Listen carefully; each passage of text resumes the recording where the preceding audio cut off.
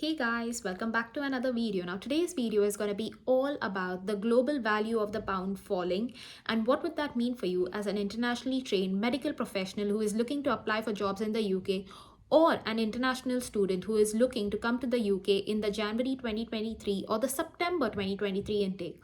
So if you are interested in knowing any of the answers to these questions, please do not forget to watch this video to the end.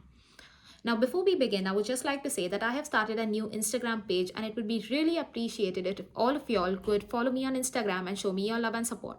But diving right into today's content, the reason why the pound has fallen so drastically in the last few weeks and in the last few months actually is obviously because of the new budget that has been issued by the Prime Minister and her team, but also because UK is in the beginning of a really massive recession. The recession is so high that it has not been seen in the last 40 years, and the rate of inflation is nearly 10%. Now, what would that mean for you in terms of cost of living? If you are interested in knowing more about that, please do not forget to check out this video where I've explained all of that, and I've even given you some key figures so that you are going to be transparent about what is it to live in the UK right now. And obviously, this gets me to the next point, which is thinking about what the UK pound falling means for international students.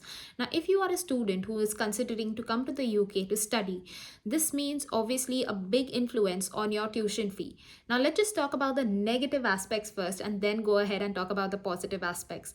So, when you think about the negative aspects of the increase in the tuition fee, most UK universities usually have a projected increase of nearly 2 to 3% on a year on year basis. So that means when I studied my UCL degree masters in the year 2020, whereas the course right now, there has been nearly a 2 to 3% or even a 6% increase in the course prices or in the tuition fee prices for that particular course. But now, as UK is in its economic recession, what would that mean for you if you are looking to apply for a course, maybe not at UCL, but any other university in the UK?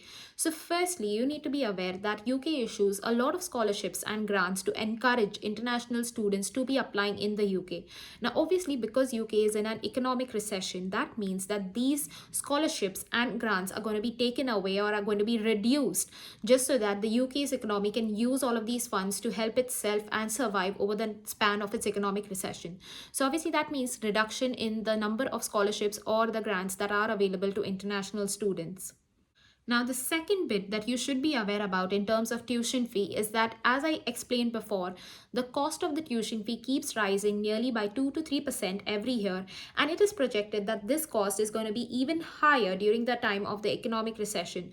So, you need to be aware that the cost or the projected costs for tuition fees are going to be much higher over the span of the next year or so. So, well, that was just about the tuition fees. But now let's just think about some other costs that are going to be linked to you living in UK as a medical professional or a student. So, one of the major costs that obviously come to mind is rental costs or accommodation cost. Now, the cost for rental and accommodation has gone quite high in the last few months, just considering the fact that obviously energy bills have increased over the last few months themselves. Now, this is again a thing that you have to consider before you think about moving into the UK. The third thing that you definitely must consider is that the pound value has fallen. So this means that the pound was able to buy, say, about 10 apples in the past is now going to be able to buy only 7 apples. And therefore, the import market, for example, for any sort of goods that are coming into the UK is going to be more expensive. And that is the reason why most of the groceries and sort of food items have been really expensive in the last few weeks and then in the last few months. And this cost of living crisis is very real. And I highly recommend that you would factor this in while you are making a decision to come into the UK to study or to work. Now, you would say, oh, Nikita, that's all terrible news. Does that mean I should not be coming in the UK just in the next 2 years, or what's your opinion on it? And I would say the last economic recession lasted for nearly about 3 to 18 months. Now, this is the overall average duration for the economic recession to run through. But that means that the nearly or the earliest date where they expect the recession to end would be somewhere at the end of 2023. So that means that if you are a student who is coming in for the January intake or the September intake, you should be expected to sort of complete your course and then be able to sort of hit at the end of the recession where there will be jobs available for you still. But if you are a healthcare professional, you need to be aware that obviously the costs of everything, including rent, accommodation, food, groceries, travel, everything is at a peak right now, and obviously it is going to take a while for these sort of costs to stabilize or even come lower down. So if you are sort of expecting your salary to cover costs and you being able to save some amount of money, please get real. Please understand that the cost of living crisis is very real, and you are possibly not going to be able to save that amount of money that you would have thought of initially. Obviously, coming down to the positives in terms of the tuition fees again. So obviously, because the pound value has fallen, for example, when I was trying to study in the UK, the pound value was nearly £1 was equal to about 102 to 103 rupees. Whereas right now, £1 is equal to nearly 88 rupees, which is a definite boost. So if you are trying to study and your tuition fees are, say, whatever n amount, you are going to be paying much lesser INR or any other value that you would be considering in order to study in the UK at this minute. So also in terms of work, like I've explained to you before, we are usually in the healthcare stream, and I think most of our jobs are going to be very relevant whether the economy is in recession or not.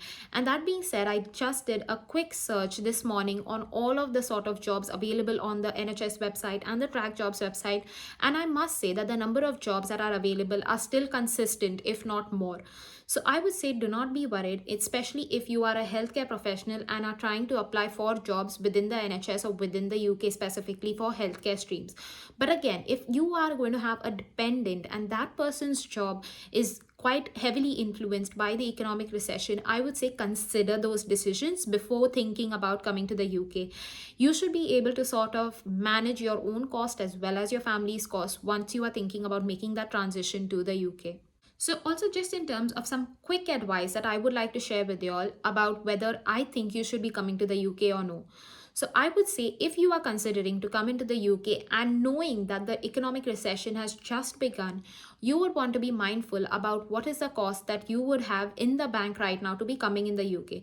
So say if you are a student, for example, you should have nearly 6 to 8 months of your gross sort of income that you would be spending towards accommodation, rent, travel, and all of these other expenses. So if you have a really good financial backing and you are not too worried about how you are going to manage the costs, then I would say this is definitely a good time for you to come in the UK, because this time is nearly as good as any other. But if you are a student who is struggling to make ends meet and are going to be depending quite highly on the sort of part-time job market, or even in terms of getting some sort of subsidy grants or any kind of scholarships to come to the UK and study, this may not be the best time for you. And I would say think about deferring your year of admission either to next September or the January after, just so that you are in a more economically stable place in the UK to make those decisions and to make things work out for yourself. Now, again, if you are somebody who's going to be working in the NHS or have already accepted a job in the NHS, you would say, Nikita, is this a good time for me to apply into the UK and to come into the UK for work? And I would say, well, it again depends on your own personal circumstances. For example, if you are on a band 5 salary, you would be getting a salary of nearly 25,000 to 27,000 pounds per year, which is just about 1,800 pounds per month. And if you are on a band 6 level salary, so that's about 33,000 pounds per year right now, which means that you will be getting a take home pay of nearly 2,000 pounds. Now, if you think about it, please watch this video where I've explained all of the costs of living for within London but also for other major cities, and you should be able to sort of tally up the overall cost that it takes in order for you to make ends meet and have the basic sort of necessities in life while you're living in London. And if you feel at any point of time that this sort of overall expenditure cost is nowhere going to be met by the 2,000 that you are going to be taking home every month, then I would say please consider your decision to come into the UK, because like I've explained before, the cost of living is just increasing. And even yesterday when I went into the market, I was very surprised to see that the cost of nearly everything, including basic cereals and milk, has again gone up by 10p or 20p. So be aware of these rising costs while you make a decision to come into the UK as a medical professional. So that's it from today's video. I hope that you found this useful, and if you did, do not forget to like and subscribe to my channel. Take care guys. Bye.